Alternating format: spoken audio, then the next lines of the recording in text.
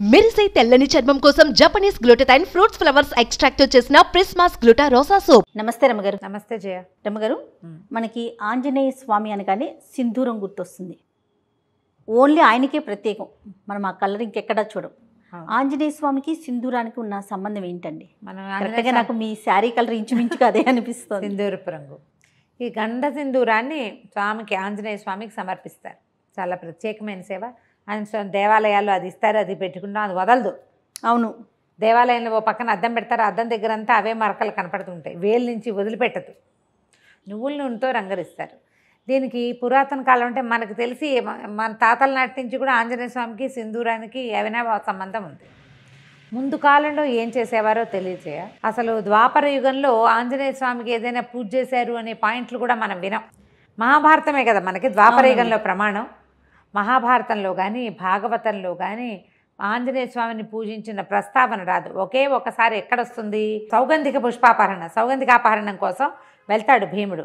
అప్పుడు ఆయనకి ఆ గంధమాదన పర్వతం మీద ఈ ఆంజనేయ స్వామి కనిపిస్తారు. అప్పుడు వీళ్ళిద్దరూ ప్రార్థిస్తే అప్పుడు భీముడి ప్రార్థనను అనుసరించి వచ్చి మీ రథం మీద కేతనంగా ఉంటాను అని చెప్పాడు. అర్జునుడి రథానికి జెండాగా ఉన్నాడు.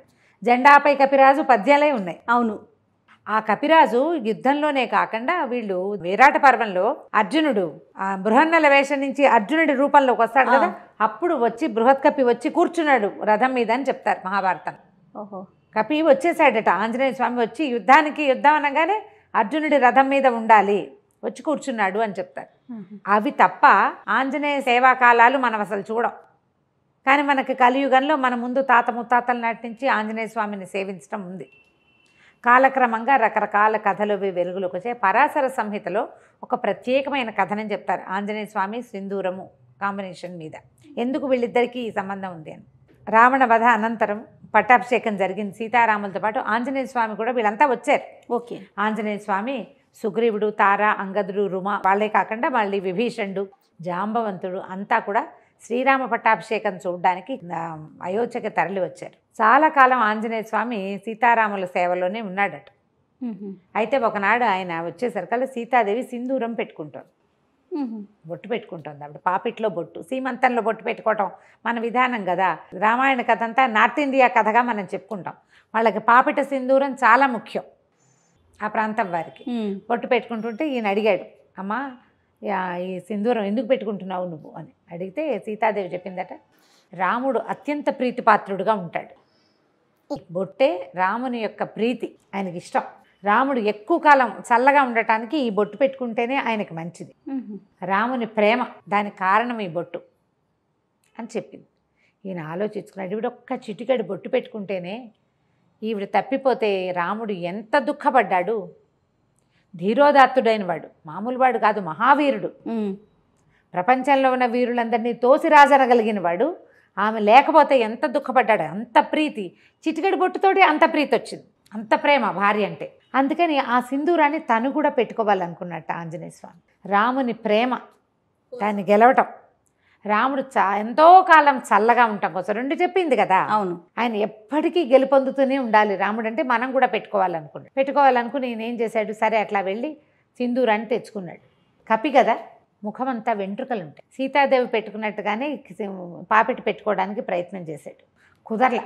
ఇదంతా హెయిర్ ఉంటుంది, కుదరలేదు. సరే ఏమనుకున్నాడు, ఎట్లా రాలిపోతుంది ఇది, ఆవిడ పెట్టుకుంటే ఉందే, నేను పెట్టుకుంటే ఎందుకు లేదు, రాలకుండా ఉండాలంటే ఏం చేయాలని నువ్వుల నూనె కలిపాడట. అందులో కలిపిన తర్వాత ముఖం మీద పెట్టుకున్నాడు, నుదుటి మీద పెట్టుకున్నాక ఆయనకు అనిపించింది, ఒక్క చిటికెడు ధరిస్తేనే సీతాదేవి అంటే ఆయనకు పంచప్రాణాలు కదా, శరీరం అంతా ధరిస్తే రాముడికి ఇంకా ప్రీతిపాత్రుడిని అవుతాను నేను అనిపించింది. మొత్తం సింధూరాన్ని ఒళ్ళంతా అలదుకున్నాడట. ఆ స్వరూపంతో రాముడికి కనపడడానికి సభాస్థలికి వెళ్ళేసరికల్ అందరూ నవ్వారు చూస్తే. వాళ్ళంతా సభలో ఎంతమంది ఉన్నారు, అయోధ్యాపురవాసులంతా ఉంటారు, ఇంకా సామంతులు వాళ్ళు వీళ్ళు చాలామంది ఉన్నారు. ఈయన సంబంధించిన వాళ్ళు కూడా, ఆంజనేయుడికి సంబంధించిన జనం కూడా చాలామంది ఉన్నారు.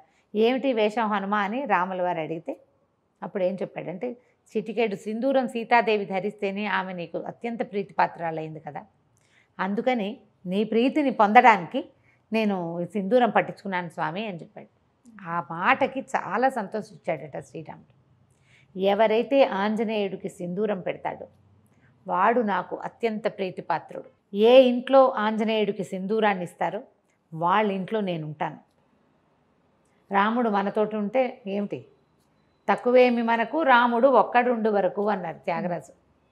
ఆయన ఉంటే ఏమీ తక్కువ లేదు, అన్నీ ఉన్నట్టే, సర్వం ఉన్నట్టే, భగవంతుడు మనతోటి ఉండటం. దాంతో అప్పటి నుంచి ఆంజనేయ స్వామికి సింధూరం ఇవ్వటం ఒక పద్ధతిగా మారింది. ఆయనకి సింధూరం ఎక్కించటం అనేది ఒక సేవ ఉంటుంది. మంగళవారాలు కొన్ని దేవాలయాల్లో స్వామికి సింధూరం మొత్తం పట్టిస్తారు.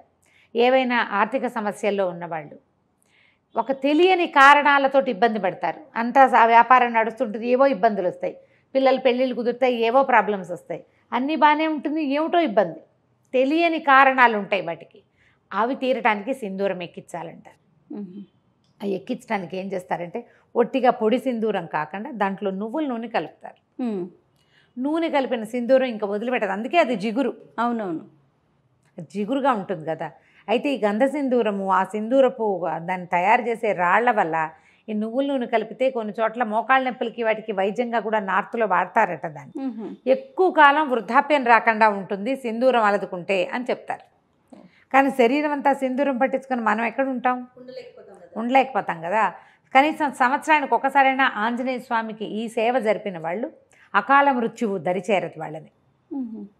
ఏడాదికి ఒక్కసారి మనమే స్వయంగా అలంకరించగలిగితే మంచిది. లేదా దేవాలయాల్లో ఈ సింధూరం ఎక్కించే సేవ కనుక చేయిస్తే ఇక మృత్యువు రాదని చెప్పం మనం. అకాల మృత్యువు 50కి 30కి 40కి ఇంకా బాధ్యతలు ఉండగా అమ్మా నాన్న బతికుండగానే పిల్లలు మరణించడం, 90 ఏళ్ళ అమ్మా నాన్నలు ఉంటే 70 కూడా రాని కుమారులు మరణించడం, 60లో కుమారులు 90లో అమ్మా నాన్న, పెద్దవాళ్ళిద్దరు ముదిబగ్గులు వాళ్ళు బతికి జీవించే ఉంటారు పాపం. ఈ 60 ఏళ్ళు వచ్చిన వాళ్ళు యంగ్గా యాక్టివ్గా ఉన్న వాళ్ళు చిటుక్కుని వెళ్ళిపోతారు. ఈ కష్టం రాకుండా ఆంజనేయుడికి సింధూర సేవ అంత మంచిది. వీళ్ళతోటి రాముడు ఉంటాడు. మామూలుగా మనం ఏం చెప్తాం, సహస్రనామాలకు తుల్యమైంది రామనామం. అదే కదా, శ్రీరామ రామ రామేతి రమే రామే మనోరమే సహస్రనామ తత్తుల్యం రామనామ వరానని.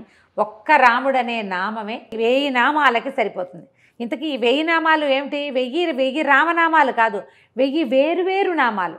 విష్ణువు యొక్క అనంత శక్తిమయాలైన 1000 పేర్లకి ఒక్క రాముడనే పేరు కరెక్ట్ మ్యాచింగ్, దానికి తుల్యమైనది. అలాంటి రాముడు మన పక్కన ఉంటాడు.